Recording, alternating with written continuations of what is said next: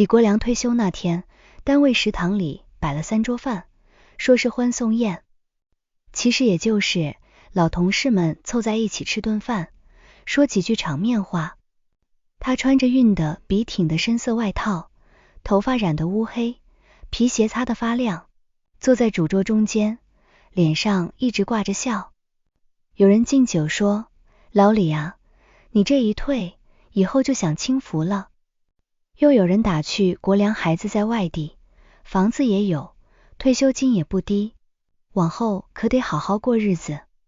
李國良端着酒杯，笑得很有派头。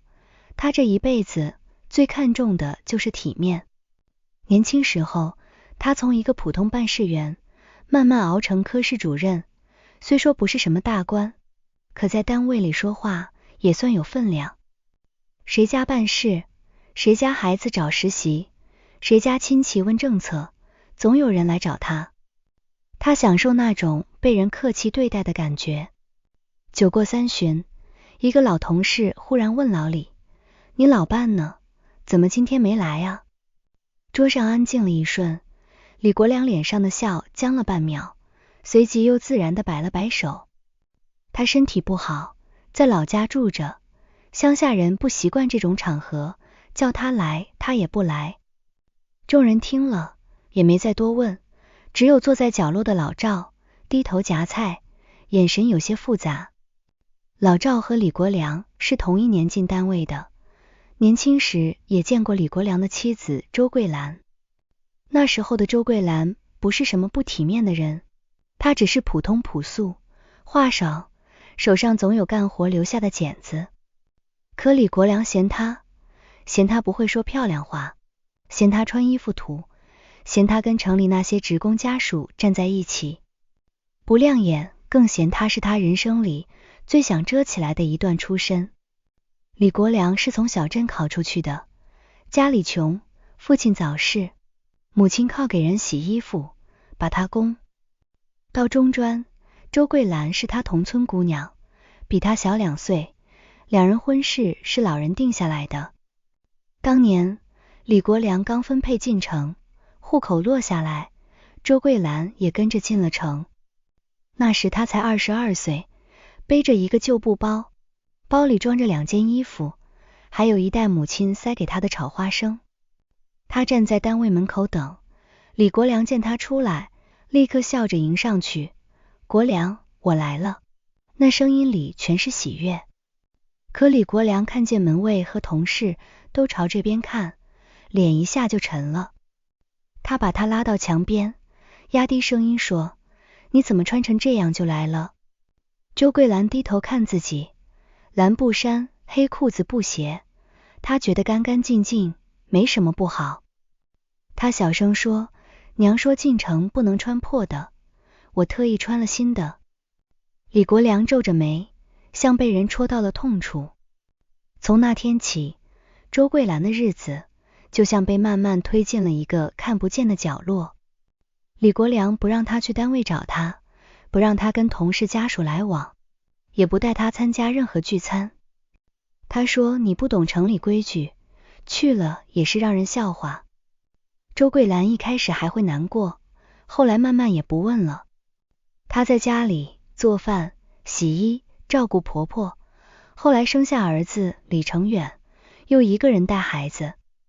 李國良回家越來越晚，說話越來越少，他在外面永遠溫和，回到家卻總板着臉。飯鹹了他說他粗心衣服沒燙平，他說他沒見識，孩子哭了，他說他不會教。周桂蘭那時候還年輕，也曾想跟他好好過日子。他攢錢買了一件碎花連衣裙，想在單位家屬會上陪他去一次。結果李國良看見他換好衣服，臉色一下變了。他說，誰讓你打扮成這樣的？周桂蘭愣住了，低聲說，你不是說家屬都要去嗎？我想陪你。李國良冷笑一聲，你去了能幹什麼？坐那裡半天憋不出一句話。別人問你看過什麼書，去過什麼地方，你答得上來嗎？那晚他一個人去了家屬會，周桂蘭把那件連衣裙疊好，放進箱底，再也沒穿過。真正讓他被趕回老家的，是20年前的一場宴席。那年，李國良剛升了主任，單位裡有個重要接待，按規矩可以帶家屬出席。那天他本來沒想帶周桂蘭，可領導夫人無意間說了一句：“老李，怎麼從沒見過你愛人？這次帶來，大家認識認識。”李國良不好推辭，只好回家通知周桂蘭。周桂蘭聽了，心裡又緊張又高興。她提前3天就開始準備，去市場買了深色外套，又學着鄰居的樣子把頭髮盤起來。她反覆問兒子：“好看嗎？會不會給你爸丟臉？”那時李成元已經上高中，董事早知道母親這些年不容易，就說：“媽，你很好看，不會丟臉。”周桂蘭笑了很久。宴席那天，她跟在李國良身後進了包間。包間裡燈光亮，桌上擺着她叫不上名字的菜，所有人都衣着講究，說話帶笑。她緊張的手心冒汗，有人問她：“嫂子平時在哪上班啊？”周桂蘭老實回答：“我沒上班，就在家照顧老人孩子。”有人又問：“那平時有什麼愛好？”她想了想，說：“種菜做飯，那鞋底。”幾個人只是客氣的笑了笑，並沒有惡意。可李國良坐在旁邊，臉色越來越難看。後來服務員端上一盤蝦，周桂蘭沒見過那種吃法，不小心把醬汁沾到了袖口上。領導夫人連忙遞紙巾，溫和地說：“沒事沒事。”這個不好包。周桂蘭窘得滿臉通紅，她越慌越出錯，倒茶時又差點碰翻杯子。其實整場宴席沒有人笑話她，大家都很體面，也沒把這點小事放在心上。可李國良覺得自己被狠狠打了一巴掌。回家路上，他一言不發，周桂蘭提着包，小心翼翼地跟在後面。走到樓下時，他終於開口：“國良，今天是不是我做錯了什麼？”李國良猛地停住腳步，他轉過身，眼裡全是壓不住的嫌惡。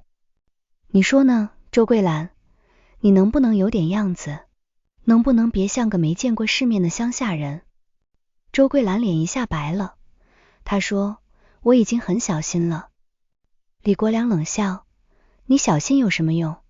你骨子裡就那樣，帶出去就是丟人。”那句話像一把鈍刀，慢慢割進周桂蘭心裡。她站在楼道口，半天沒動。第二天，李國良就讓她收拾東西回老家。他說母親身體不好，老屋也沒人照看，你回去住一陣子。周桂蘭知道那不是住一陣子，她望着他，問：“你是不是不想讓我回來了？”李國良沒有回答，只把幾百塊錢放在桌上：“你別想太多，成遠要高考，城裡地方小，你回去也清靜。”周桂蘭看着那幾張錢，忽然就明白了，她沒有哭，也沒有鬧。她把衣服收進蛇皮袋，走前把家裡打掃了一遍，把兒子的棉衣洗乾淨曬好，又給李國良做了一鍋他愛吃的紅燒肉。李成遠放學回來，看見母親提着袋子站在門口，急得眼睛都紅了。“媽，你去哪兒？”周桂蘭摸摸兒子的頭，說：“媽回老家照顧你奶奶，你好好讀書。”李成遠看着父親，咬着牙問：“是不是你讓我媽走的？”李國良沉着臉說：“大人的事你少管。”從那以後，周桂蘭回了老家，一回就是20年。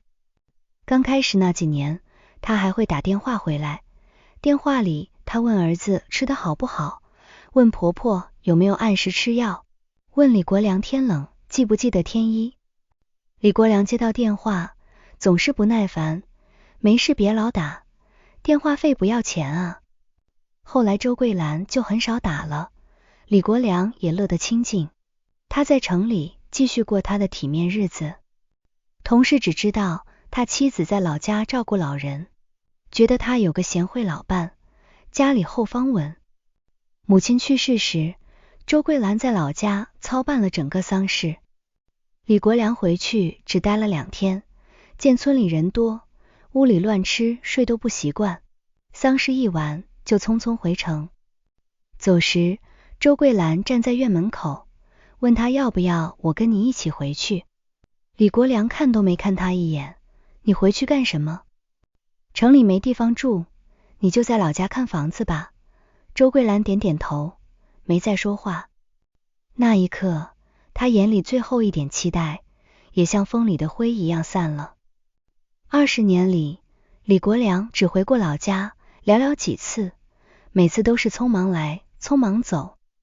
周桂蘭給他做飯，他嫌飯菜油大；周桂蘭給他曬被子，他嫌被子有土味。周桂蘭問他身體，他說你管好自己就行。他從不問他一個人在老家怎麼過，不問他病過沒有，不問他錢夠不夠花。每個月他只給他打500塊生活費，後來物價漲了，周桂蘭也沒提。他自己種菜養雞，給村裡人縫縫補補，農忙時幫人摘果子，慢慢也能顧住自己。李成遠大學畢業後留在外地工作，對父親一直有怨。他知道母親被趕回老家的真相。有一年春節，他回老家陪周桂蘭過年，母子倆坐在灶前包餃子。李成遠說：媽，你跟我去城裡吧，我租房也要把你接過去。周桂蘭笑着搖頭：你剛工作，哪有那麼容易？媽在這裡住慣了，有菜地，有鄰居，也自在。李成遠紅着眼說：可你一個人太苦了。周桂蘭手裡捏着餃子，聲音很平靜：一開始苦，後來也就不苦了。人啊，心不往一個地方盼，就沒那麼苦了。李成遠聽懂了，卻更心酸。他後來結婚成家，生活壓力大，又和妻子去了更遠的城市。即便如此，他每個月都給母親打錢，逢年過節也盡量回來。周桂蘭不要他的錢，總說自己夠花。可李成遠知道，他只是怕給孩子添負擔。反倒是李國良，這些年越來越理直氣壯。他覺得自己沒和周桂蘭離婚，已經算對得起他。他覺得他在老家有房住，有錢拿，不用伺候城裡人情世故，是享福。甚至有時候，他還會對外人說：女人啊，還是老實本分點好。我家那位雖然沒什麼文化，但顧家。每當他這麼說，旁人都誇他有福氣。李國良聽着誇獎，心裡很受用。可退休後，他的日子忽然變了。以前每天去單位，有人喊他李主任，有人找他簽字，有人給他倒茶。退休證一拿，這些熱鬧像退潮一樣，散得乾乾淨淨。他早上醒來，不知道該去哪兒。去單位門衛還認識他，可新來的年輕人已經不怎麼叫得出他的名字。去老同事家，人家也有自己的孫子和生活。他一個人住在2室1廳裡，屋子越來越冷清。飯不會做，衣服懶得洗，地也懶得拖。外賣吃久了胃疼請，鐘點工又嫌貴。想讓兒子回來照顧，兒子一句話就堵了回來：爸，我有工作，有家庭，不可能回去陪你。你要真需要人照顧，就跟媽好好說，把他接回來。李國良聽了，心裡不是滋味。他當然也想到了周桂蘭，這些年他把她放在老家，像放一件用不上但也不丟掉的舊物。如今自己退休了，身邊需要人做飯洗衣，需要人說说話，需要人端茶倒水。他才想起自己還有個妻子。他給周桂蘭打電話，電話響了很久才接通。那頭傳來周桂蘭的聲音，比記憶裡沉穩許多。為李國良清了清嗓子，故意放柔語氣，桂蘭是。我那邊停了一下，我知道有事嗎？李國良皺了皺眉，覺得他語氣太淡。他說我退休了，家裡也沒個人照應，你收拾收拾，過幾天我回老家接你，你跟我回城住吧。電話那頭安靜了很久，李國良以為他是高興傻了。20年了，他終於願意接他回城，他一個鄉下老太太還能不願意？可周桂蘭只是平靜地問，回去做什麼？李國良一愣，什麼做什麼？你是我老婆，當然回家過日子。以前是以前，現在我退休了，咱們年紀都大了，總得有個伴。周桂蘭輕輕笑了一聲，那笑聲沒有怨，也沒有喜，反而讓李國良有些不舒服。他說國良，20年都過了，現在想起有個伴了。李國良臉上掛不住，語氣立刻硬了起來，你這是什麼話？我這不是給你台階嗎？你一個人在老家有什麼好帶的？城裡條件好，跟我回來，吃穿都不用愁。周桂蘭說，我在這裡也不愁。李國良沉下聲音，你別鬧皮，氣這麼大歲數的人了，還計較以前那些小事。幹什麼小事？周桂蘭在電話那頭輕輕重複了一遍。李國良莫名有些煩躁。行了，電話裡說不清，我下周回去，你把東西收拾好。說完，他直接掛了電話。他沒有問周桂蘭願不願意，在他心裡，周桂蘭不可能不願意。一個被丈夫冷落20年的女人，如今丈夫肯接她回城，她就該感恩。接下來幾天，李國良開始收拾家裡，說是收拾，其實就是把堆在次臥的雜物挪了挪，給周桂蘭騰出一張床。他沒想過和她住一間房，20年沒在一起，他也不習慣。他只是需要一個人做飯，一個人洗衣，一個人在他生病時能倒杯水。他甚至在心裡盤算好了，周桂蘭回來以後，早上去市場買菜，中午做飯，下午打掃衛生，晚上給他泡腳。他在老家閒了這麼多年，回來有點事做，也算有奔頭。周六一早，李國良坐上了回老家的長途車。車窗外的景色一點點變得陌生，多年沒回，他發現很多路都修寬了。原來坑坑洼洼的土路變成了平坦的水泥路，路邊還有成排的路燈。他皺着眉看着，心裡有些意外，老家變化這麼大，他竟然不知道。下車後，他沒有提前通知周桂蘭，而是直接往老屋走。他想着，自己忽然出現在門口，周桂蘭肯定會又驚又喜，說不定還會紅着眼眶說，國良，你終於來接我了。想到這裡，李國良嘴角忍不住揚了一下。他走到記憶裡那條巷子，卻差點沒認出來。以前低矮破舊的土牆不見了，兩邊多了乾淨的院落，有幾戶人家門口還種着花。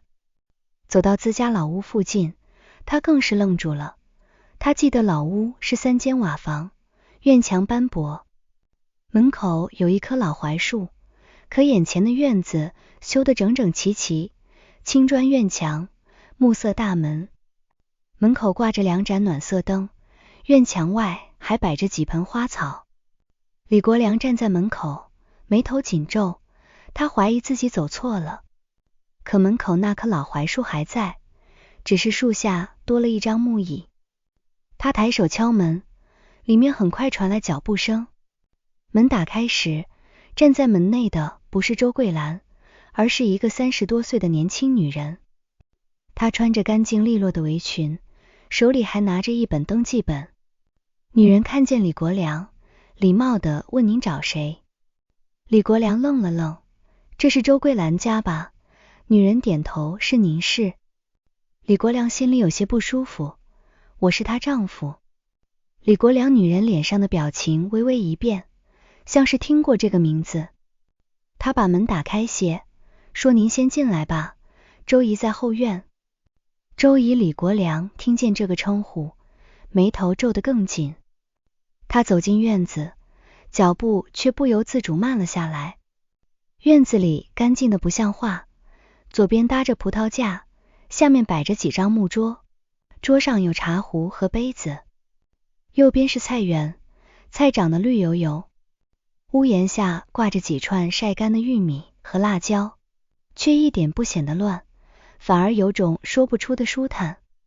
正屋門口掛着一塊木牌，上面寫着幾個字：桂蘭小院。李國良盯着那塊牌子，心裡咯噔一下。他還沒來得及問，就聽見後院傳來笑聲，那笑聲很熱鬧，有老人，有孩子，也有年輕人。他順着聲音走過去，推開半掩的木門，下一秒他整個人僵在原地。後院比前院還大，搭了遮陽棚，擺着10幾張桌子，桌邊坐滿了人，有人喝茶，有人吃飯，有人拿着手機拍照。灶台前，一個頭髮半白的女人正站在那裡，手腳麻利地盛湯。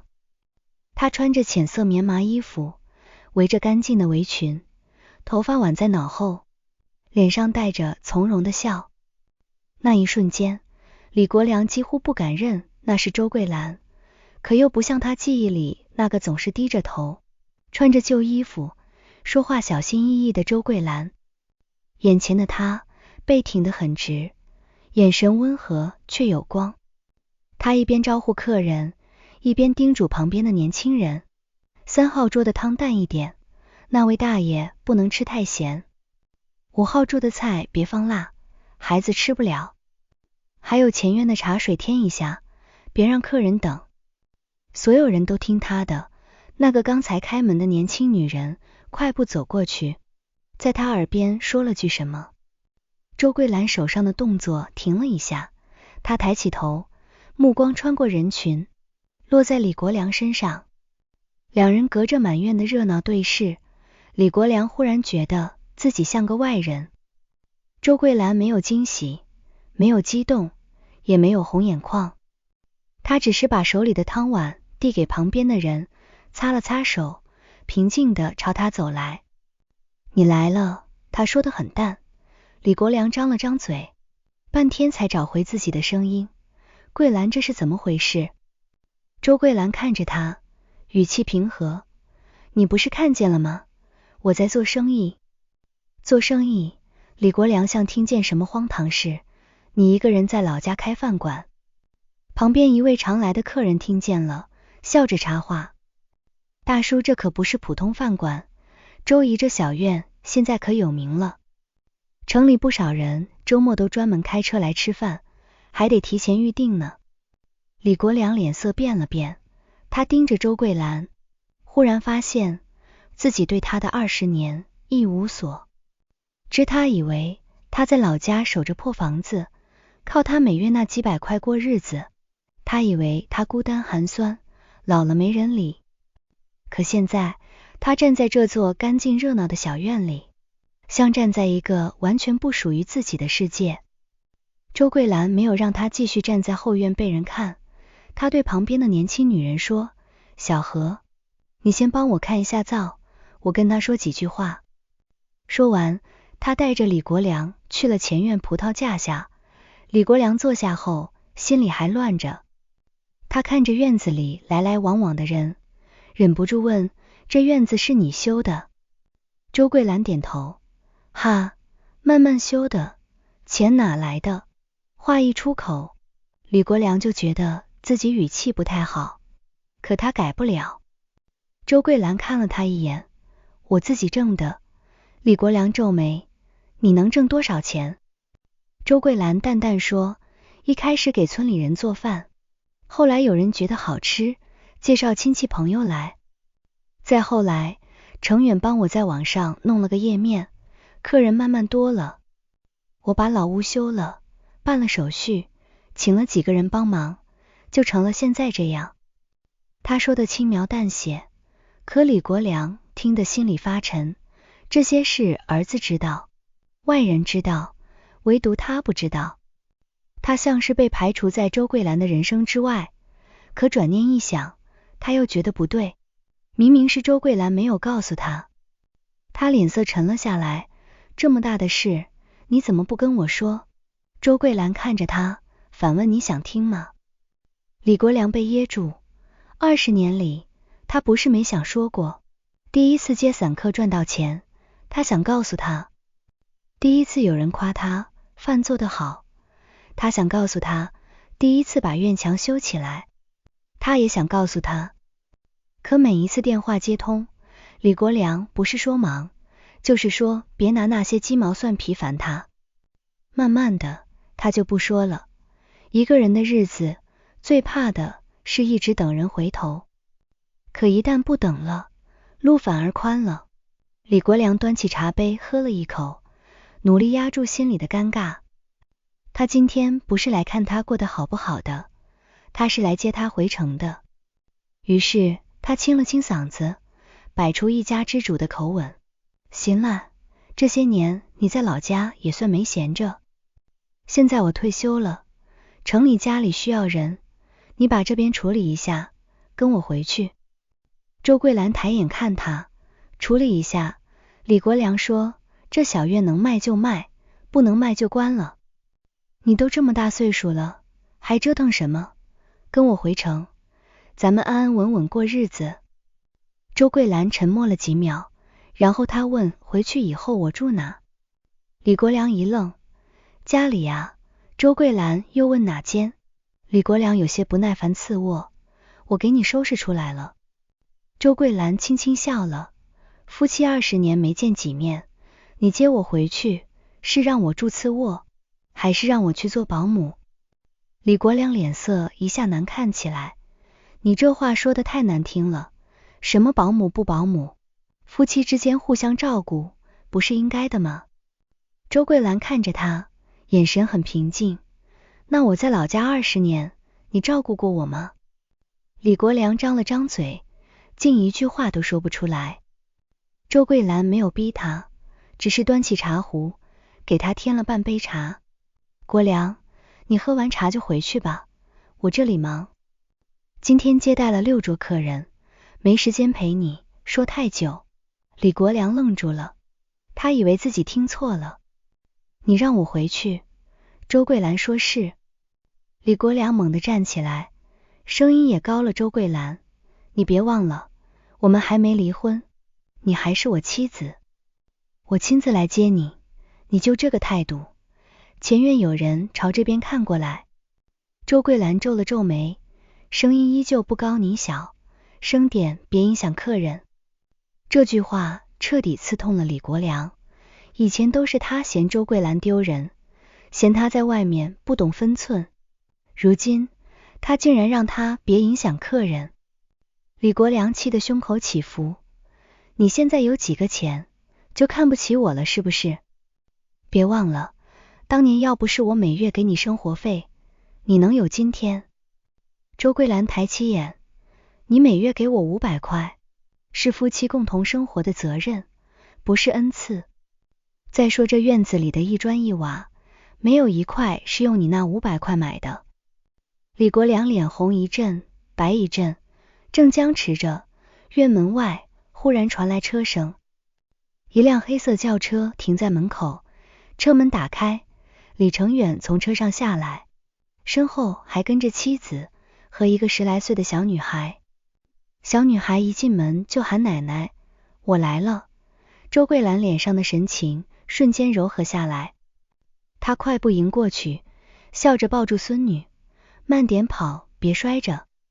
李成遠拎着東西走進來，看見李國良坐在葡萄架下，臉上的笑淡了幾分。爸你也在。李國良像抓住了靠山，立刻說，成遠，你來得正好，你媽現在翅膀硬了，我來接她回城，她竟然不去，你勸勸她，別這麼不懂事。李成遠看了母親一眼，又看向父親，爸，我勸不了。李國良一愣，什麼叫勸不了？李成遠把手裡的東西放下，聲音不重，卻很清楚，因為我支持媽留在這裡。李國良瞪大眼睛，你說什麼？李成遠說，這裡是媽的家，也是她20年一點點過出來的日子。你現在退休了，需要人照顧，才想把她接回去。可媽不是誰需要了就搬去哪裡的人。李國良氣得手抖。我是你爸，你怎麼跟我說話的？李成遠沉默片刻，眼裡有压了很多年的情緒吧。正因為你是我爸，我才一直忍着沒說。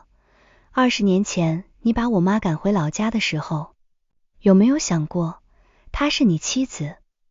奶奶去世後，你讓她一個人守着老屋的時候，有沒有想過她會怕，會病，會難過？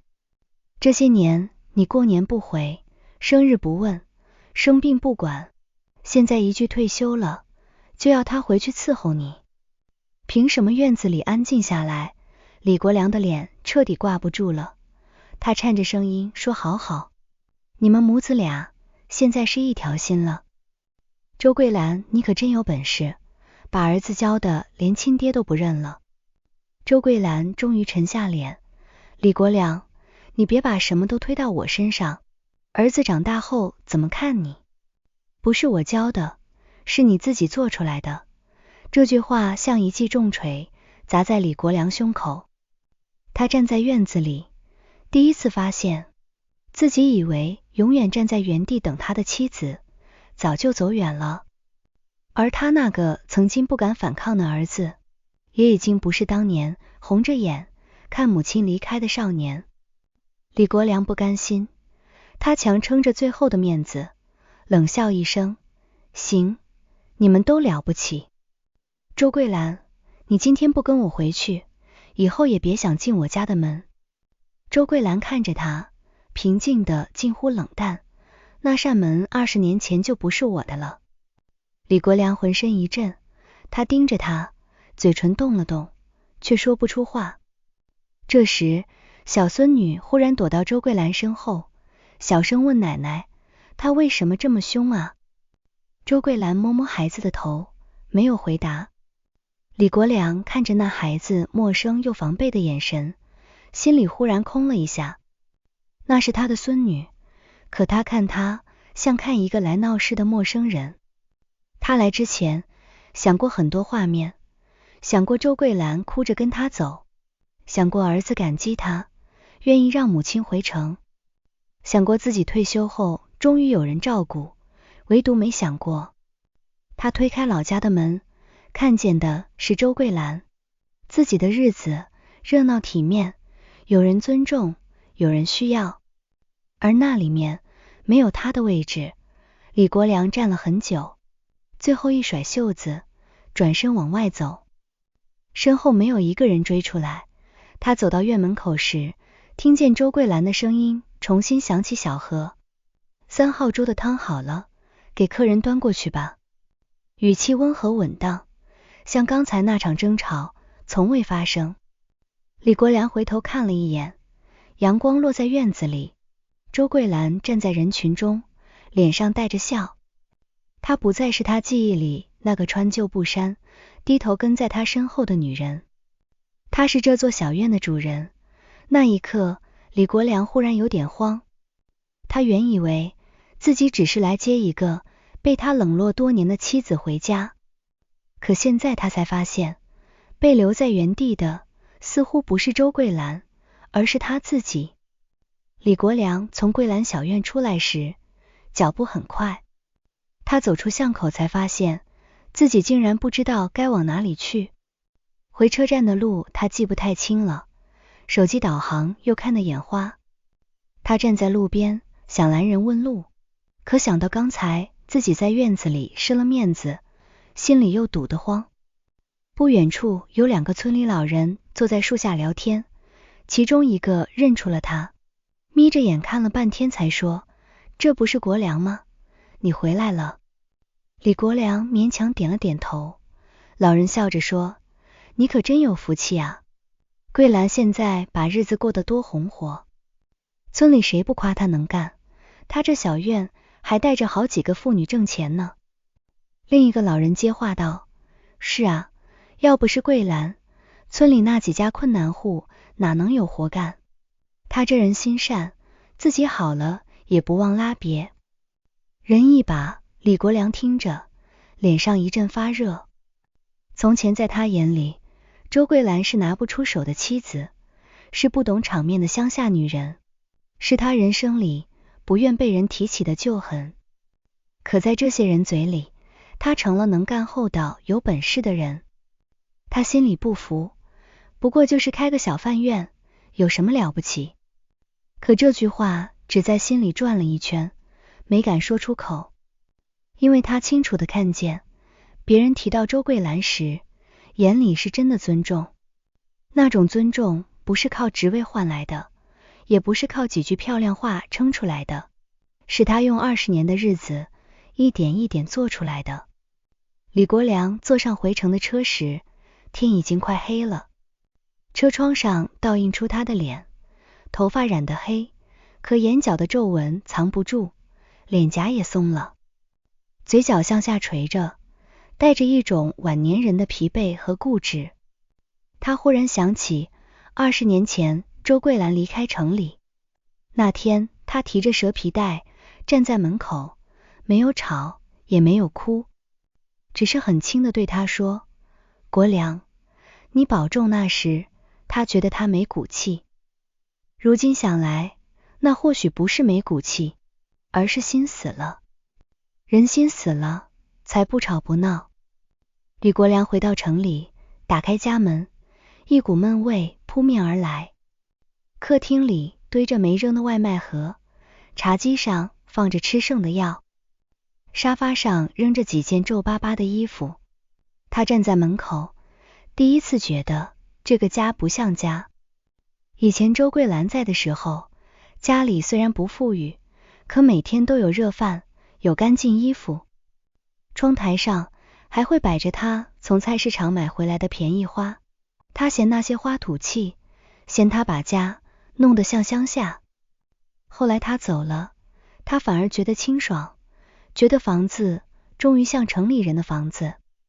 可這20年裡，這房子越住越冷，只是他以前不承認。李國良把包扔在沙發上，心裡越想越氣。他覺得周桂蘭變了，他以前從不會這樣跟他說話，他以前不管多委屈，都只會低頭忍着。如今他有了小院，有了客人，有了兒子撐腰，就敢不把他放在眼裡。李國良越想越不甘心。第二天一早，他給李成遠打電話，電話接通後，他語氣很硬，你媽那邊到底怎麼回事？他什麼時候開的小院？你怎麼從來不告訴我？李成遠在電話那頭沉默了一下，爸，我說過幾次，是你不想聽。李國良皺眉，你什麼時候說過？李成遠的聲音很平靜。5年前我跟你說，媽在老家做農家飯做得不錯，你說別讓她折騰丟人。3年前我跟你說，媽把老屋翻修了，想讓你回去看看，你說老房子有什麼好看。去年我說媽那邊生意忙，讓你別總覺得她在老家閒着，你說一個老太太能忙什麼？李國良愣住了，那些話他似乎有印象，又似乎完全沒放在心上。因為在他心裡，周桂蘭做什麼都不重要，她不過是被他安置在老家的人，他的人生不需要被他知道。李國良被兒子說的心虛，卻仍不肯低頭。那他也不能不跟我回來。我現在身體不好，她是我妻子，照顧我不是應該的嗎？李成遠沉聲說罷，夫妻是互相扶持，不是你需要時才想起他。李國良火了，你現在是站着說話不腰疼，我把你養大，供你讀書，你就這麼對我？李成遠也沉默了很久吧，你供我讀書，我記得，可媽也養大了我。她在城裡那10幾年，白天照顧奶奶，晚上陪我寫作業，家裡所有事都是他做。後來他回老家也沒少惦記我，你不能把他的付出全抹掉。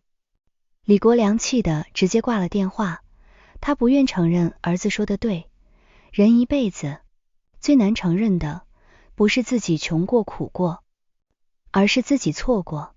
尤其像李國良這樣愛面子的人，他可以承認自己老了，可以承認自己身體不如以前，卻不能承認自己對周桂蘭做錯了，因為一旦承認，這20年的冷漠就有了重量，那重量他承受不起。接下來的日子，李國良依舊一個人過，他試着自己做飯，煮麵時鹽放多了，炒菜時油濺到手背上，痛得他摔了鏟子。他請了鐘點工，可人家按小時計費，做完就走，不會陪他說話，也不會記得他胃不好，不能吃冷飯。他給老同事打電話，想約人下棋，可大家不是帶孫子，就是陪老伴散步。有一次，他在小區門口看見老趙扶着妻子慢慢走，老趙的妻子腿不好，走得慢，老趙就耐心地陪着，一邊走一邊提醒他小心台階。李國良看着那一幕，心裡突然酸了一下。老趙也看見了，他笑着打招呼老李，出來散步啊？李國良點點頭。老趙問，你老伴還在老家？李國良臉色有點僵沉。老趙嘆了口氣，老李，咱們這個年紀，身邊有個知冷知熱的人不容易。年輕時別太看重面子，老了才知道，面子不能給你倒水，也不能陪你看病。李國良聽了，心裡很不舒服，他覺得老趙話裡有話。可回到家後，他坐在客廳裡，腦子裡卻一直是那句話，面子不能給你倒水，也不能陪你看病。幾天後，李國良突然胃疼醫，開始他以為忍忍就過去了，沒想到半夜疼得冷汗直冒，他摸索着找藥，手一抖，藥瓶掉在地上，药片滾得到處都是。他扶着沙發喘了半天，最後只能打電話給兒子。李成遠人在外地，趕不回來，只能讓鄰居幫忙叫車，把他送去了醫院。那晚，李國良躺在急診床上，看着頭頂白花花的燈，忽然覺得自己像一片被人遺忘的落葉。醫生問家屬呢？他張了張嘴，說兒子在外地。醫生又問老伴呢？李國良喉嚨一哽，沒有回答。第二天上午，李成遠趕回來了，他給父親辦住院交費、拿藥，忙前忙後。李國良看着兒子疲憊的臉，心裡稍微軟了一點。可當他聽見李成遠給妻子打電話，說要把工作上的事往後推，還要麻煩同事頂班時，他又生出一股怨氣。他想，如果周桂蘭在身邊，兒子就不用這麼辛苦。可他沒有想，周桂蘭為什麼不在身邊？住院第3天，李成遠接到工作上的急事，必須趕回去。他給父親請了護工，李國良很不滿，我還沒到要外人伺候的地步。李成遠說罷，我沒辦法一直守在這裡，護工專業些，能照顧你。李國良冷笑，你媽倒是清閒，寧願守着那個破院子，也不來看看我。李成遠忍了忍，說，媽不知道你住院。李國良說，那你不會告訴她？李成遠看着他爸，你想讓媽來，是因為你想見她，還是因為你需要人照顧？這句話像刀一樣，割開了李國良心底最不願讓人看的地方。他惱羞成怒，我是她丈夫，我住院了，她不該來嗎？李成遠沒再跟他吵，當晚他還是給周桂蘭打了電話，不是為了逼她來，而是覺得這件事他有權知道。周桂蘭接到電話後，沉默了很久。李成遠小心地說，媽，你不用勉強，我請了護工，醫生說問題不大。周桂蘭問：嚴重嗎？李成遠說：胃出血，控制住了，得養。周桂蘭重了一聲。第二天中午，周桂蘭來了醫院，她不是一個人來的，小何開車送她，後備箱裡放着保溫桶和換洗衣物。李國良看見周桂蘭走進病房時，心裡忽然一鬆，那種感覺很奇怪，像一個在深水裡撲騰的人，終於看見了岸。可他開口時，語氣仍舊帶着習慣性的硬。你還知道來？周桂蘭沒有接他的話，他把保溫桶放在床頭，對護工說：麻煩你了，我帶了點粥，他現在能喝嗎？護工說：醫生交代只能吃清淡流食，粥可以。周桂蘭點點頭，打開保溫桶，裡面是熬得很軟的小米粥，還有一點細碎的青菜。李國良聞着熟悉的味道，鼻子忽然有點發酸，這味道他20年沒嘗到了。周桂蘭把粥倒進碗裡，遞給護工：麻煩你餵他吧。李國良一愣：你不餵我？周桂蘭看着他：護工再讓他餵，更方便我下午還要回去，小院離不開人。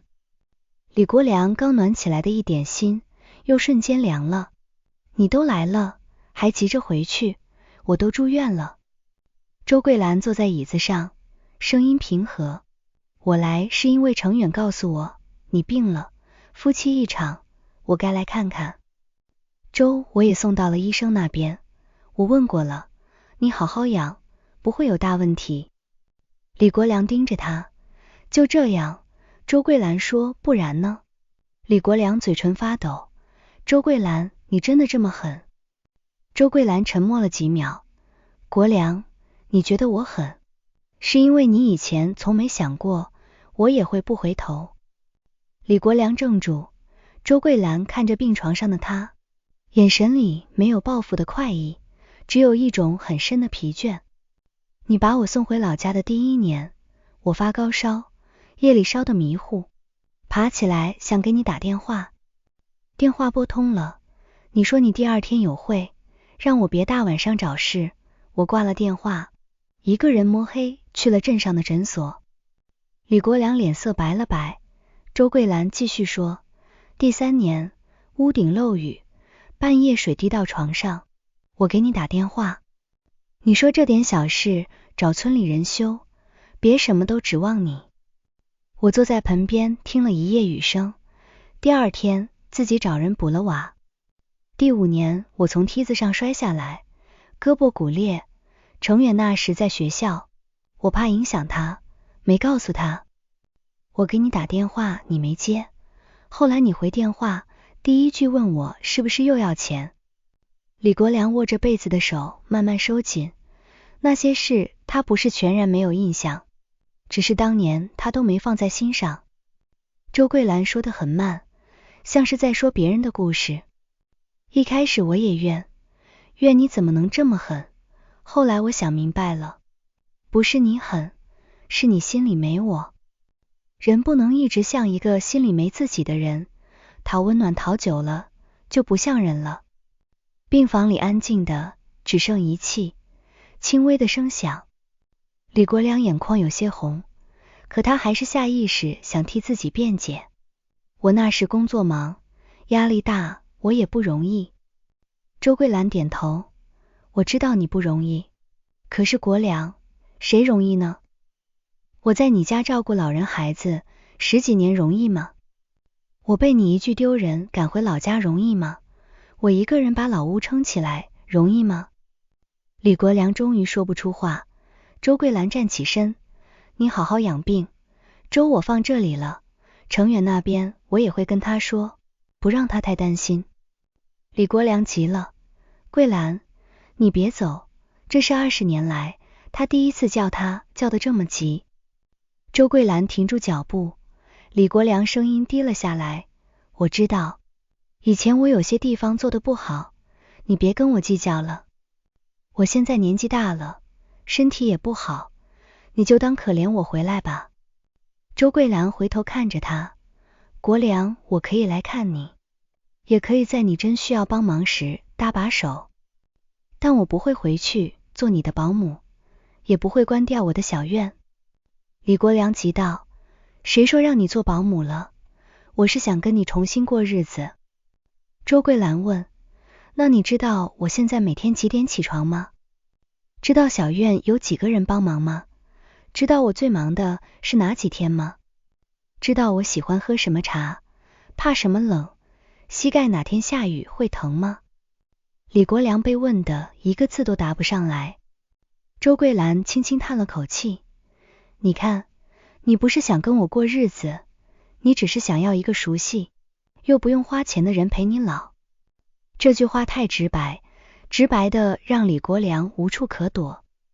周桂蘭走後，李國良躺在病床上一夜沒睡。他第一次開始回想周桂蘭這個人，不是妻子這個身份，不是老伴這個名分，也不是能給他做飯洗衣的人，而是周桂蘭。他年輕時愛笑，剛進城時看什麼都新鮮，會在夜裡給他縫扣子，會把最好的一塊肉夾到他碗裡。他不會說漂亮話，卻記得他所有喜好。他胃不好，他從不做太硬的飯，他冬天咳嗽。他提前熬梨水，他母親脾气不好，他從沒在他面前抱怨過一句。可他呢？他把他的好當成理所當然，把他的忍讓當成沒脾氣，把他的樸素當成丟人。他一直嫌他上不了台面，可到最後，真正上不了台面的，竟是他自己的薄情。出院後，李國良沒有再立刻去老家鬧。他回到家，請人把屋子徹底打掃了一遍，又開始學着自己做飯。剛開始，他連粥都煮不好，水放少了糊鍋，水放多了像湯。他站在廚房裡，看着鍋裡亂七八糟的米粒，忽然想起周桂蘭在病房裡那碗小米粥。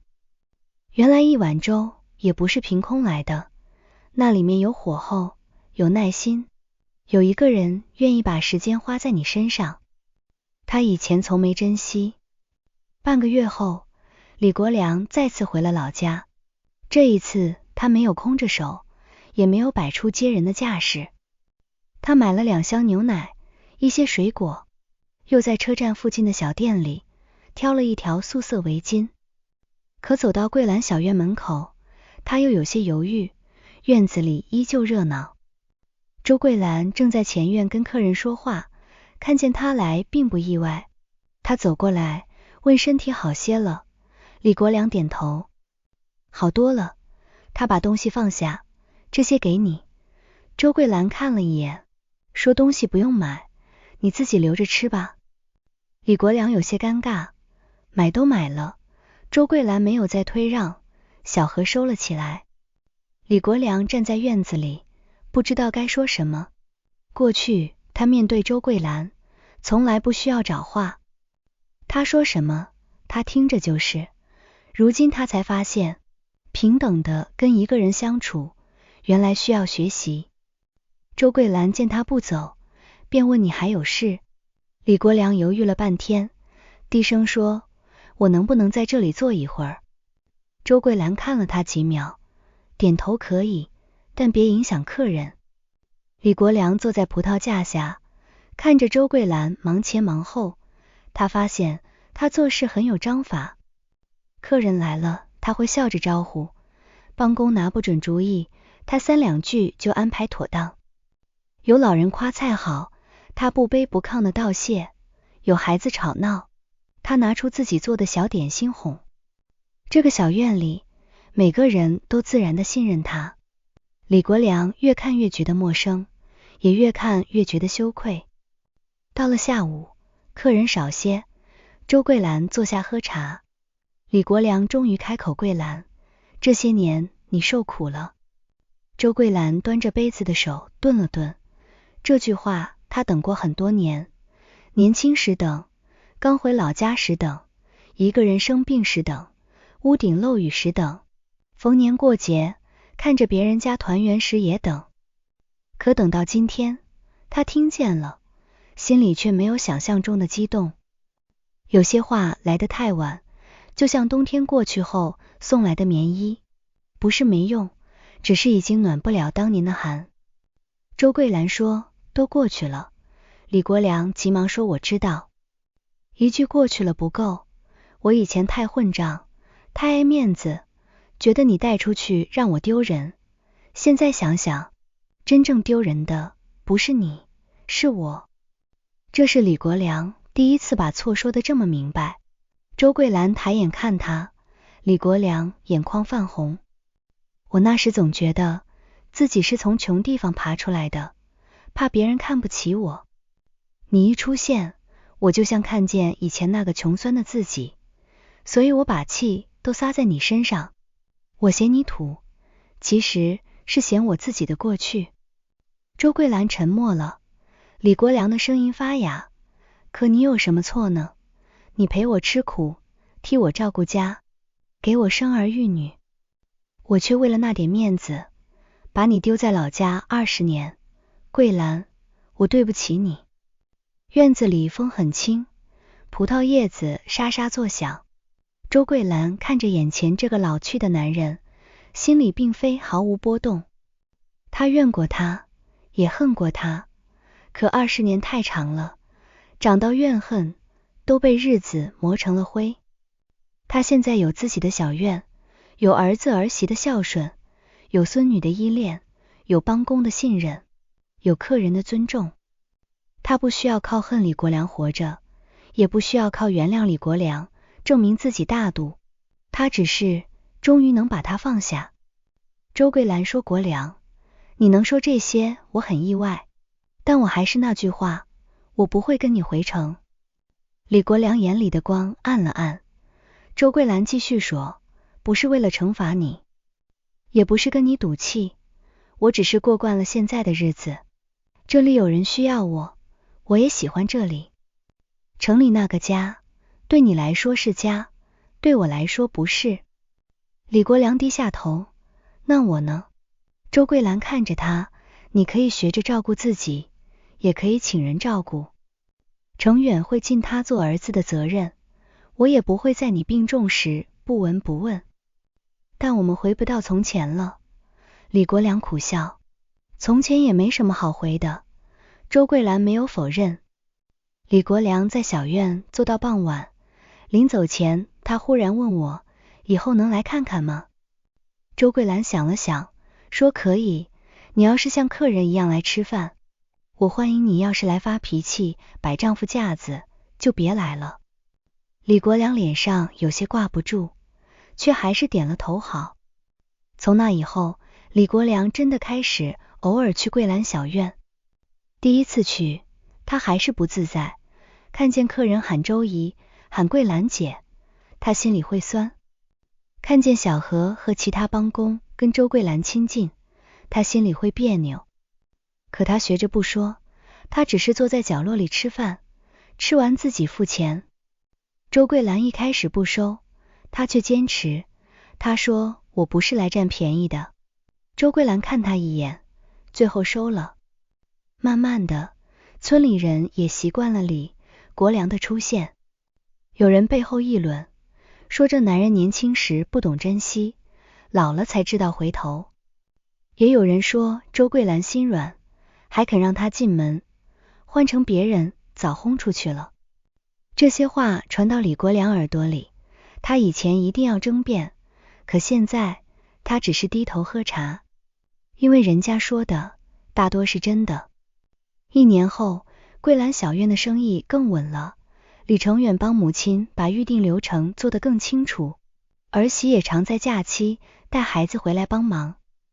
小孫女最愛跟在周桂蘭身後，學着招呼客人，奶奶3號桌要添茶，奶奶這個菜我能端嗎？周桂蘭笑得眼角都是皺紋，她從未想過自己60多歲以後還能活得這樣舒展。李國良也變了些，他在城裡報了老年食堂的志願活動，開始學做簡單飯菜。他不再每天穿得像要去單位，也不再等着別人喊他主任。有時候他會給周桂蘭打電話，不是命令他回去，而是問他忙不忙，天冷記得添衣。周桂蘭每次都答得簡短戳，知道了，你也注意身體，沒有太熱絡，但也不冰冷。李國良明白，這已經是他能給的最大善意。有一年冬天，桂蘭小院停業休整半個月，周桂蘭給幫工放了假，自己也想歇歇。李國良知道後，小心翼翼地問他要不要來城裡住幾天，就當散心。電話那頭，周桂蘭沉默了一會兒，李國良連忙補充，你不想來也沒事，我就是問問。你來了住主臥，我睡次臥，你什麼都不用做，想吃什麼我做，不會做我就買。周桂蘭聽見這話，忽然笑了一下，那笑很輕。她說不去了，我跟幾個老姐妹約好了，去附近泡溫泉。李國良有些失落，卻沒有再勉強。好，那你玩得開心。掛了電話，他坐在陽台上，看着樓下來來往往的人，心裡有難過，也有一點釋然。他終於懂了，補償不是把人拉回自己身邊，真正的補償是承認對方有選擇不回來的權利。又過了2年，李國良身體越來越差，他不再逞強，主動搬去了離兒子較近的城市住，方便照應。搬家前，他把城裡那套老房子賣了。賣房那天，他拿出一張銀行卡，想交給周桂蘭，周桂蘭沒收。李國良說，這套房子本來也有你一份，當年你被我趕回老家，吃了那麼多苦，這錢你該拿。周桂蘭看着那張卡，沉默了許久，最後他只收了一半。他說，夫妻共同財產，按理我有一半，我收下不是原諒你，也不是貪你的錢，這是我本該有的。李國良點頭，應該的。周桂蘭把那筆錢的一部分用來擴建小院，另一部分存起來，說以後萬一生病，不拖累孩子。桂蘭小院重新開張那天，院門口掛了新的牌子，木牌還是那4個字，桂蘭小院，下面多了一行小字，好好吃飯，好好生活。李國良來了，這一次他沒有坐在角落，他主動幫忙擦桌子端菜，雖然動作笨拙，還差點把一盤青菜端錯桌。小何笑着提醒他李叔，這是2號桌的。李國良老臉一紅，連忙說，記錯了，記錯了。周桂蘭站在灶台前，看見了，沒有笑話他，只是對小何說，讓他慢慢來。那天傍晚，客人散去，院子裡只剩自家人。李成遠陪女兒在樹下玩，兒媳幫着小何收拾碗筷。李國良坐在葡萄架下，看着周桂蘭端來一碗面。他說，忙了一天，你也吃點吧。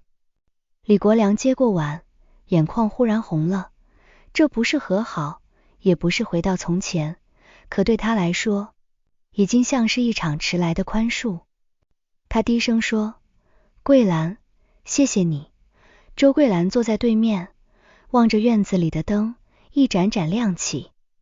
他說，別謝我，人到晚年，能把心放平，就少受點罪。李國良吃着面，味道很清淡，卻很暖。他忽然想起當年那場宴席，那天他嫌周桂蘭不懂吃蝦，嫌他弄髒袖口，嫌他讓自己丟人。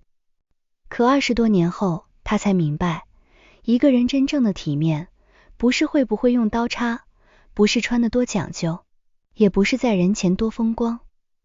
真正的體面，是不輕賤身邊人的真心，是落魄時不怨天尤人，得意時不忘本，是像周桂蘭這樣被人冷落半生，仍能靠自己的雙手把日子過得乾乾淨淨，熱熱乎乎。後來李國良沒有再提讓周桂蘭跟他回城的事，周桂蘭也沒有再提那20年的舊傷。他們像2個走散多年的人，終於在晚年學會了隔着一段距離好好說話。李國良偶爾來小院住2天，幫不上大忙，就掃掃地，剥剝蒜，給客人添茶。周桂蘭忙時，他不打擾；周桂蘭累時，他會把椅子搬到他身後。有一次，院裡來了一桌客人，認出李國良是周桂蘭的丈夫，笑着說：“李叔真有福氣，娶了周姨，這麼能幹的人。”換作從前，李國良一定會覺得刺耳，可那天他只是笑了笑，認真地說：“是我年輕時不懂，老了才知道自己有福。”周桂蘭聽見了，手上的動作停了一下，她沒有回頭，嘴角卻微微動了動。多年後，桂蘭小院成了附近很有名的小院，有人來吃飯，有人來聽故事，也有人只是想看看那位把半生委屈活成一院煙火的周姨。但周桂蘭很少講自己的過去，她總說日子是往前過的，飯要趁熱吃，人也要趁還有力氣時，把自己活明白。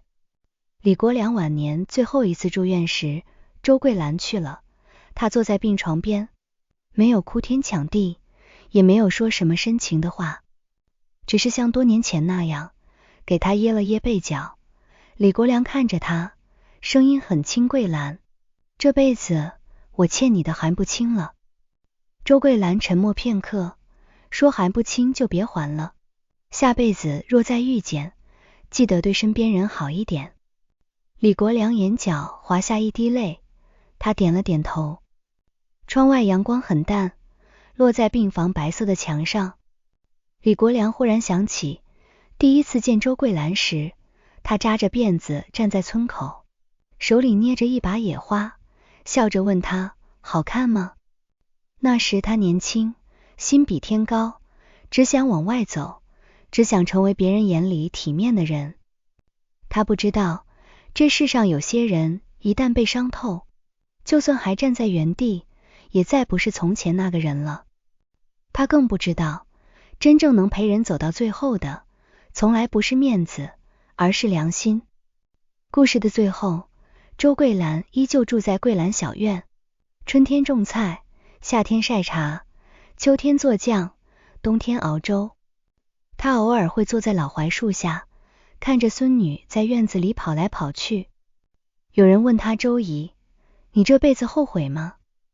周桂蘭想了想，笑着說：“年輕時不懂，總想等別人來疼，後來才明白，人這一生最要緊的是別把自己丟了。”說完，她起身去廚房看，火鍋裡的粥正咕嘟咕嘟冒着熱氣。院子外有人推門進來，笑着喊：“周姨，還有飯嗎？”周桂蘭擦了擦手，笑着迎出去：“有，進來坐。”煙火升起，日子照舊，那個曾經被丈夫嫌棄帶出去丟人的女人，終於在歲月深處活成了自己的靠山。故事的最後，周桂蘭依舊住在桂蘭小院，鍋裡的粥咕嘟咕嘟冒着熱氣，有人推门喊一聲：“周姨”，她就笑着擦擦手迎出去。那个曾经被丈夫嫌棄帶出去丟人的女人，沒有哭天搶地，沒有報復怨恨，只是用20年的日子把自己活成了自己的靠山。而那個曾經把面子看得比天大，把妻子像舊物一樣丟在老家20年的男人，終於在晚年時明白了一個道理：真正的體面從來不是不讓人看見自己的過去，而是不輕賤身邊人的真心。我是阿明，一個在深夜裡把這些家長冷暖講給你聽的人。人這一輩子最傻的事，就是為了面子把最該珍惜的人弄丟。李國良用20年終於學會了低頭，可周桂蘭早已不需要他的回頭。他不是天生強大，他只是被傷透了之後，終於把自己當成了唯一的退路。如果你也曾為了所謂的體面嫌棄過身邊的人，或者曾被身邊的人嫌棄過，請你記住周桂蘭的故事。真正愛你的人，不會怕你拿不出手，不會把你藏在老家20年，更不會在需要你時才想起你是他的妻子。女人這一生，最要緊的不是等誰來疼，而是別把自己弄丟。點個讚，讓更多在面子和真心之間猶豫的人看見這個故事。評論區聊聊你有沒有因為面子而辜負過誰，或者你身邊有沒有像周桂蘭一樣在冷淡裡活出自己光芒的人。下個故事我們不見不散。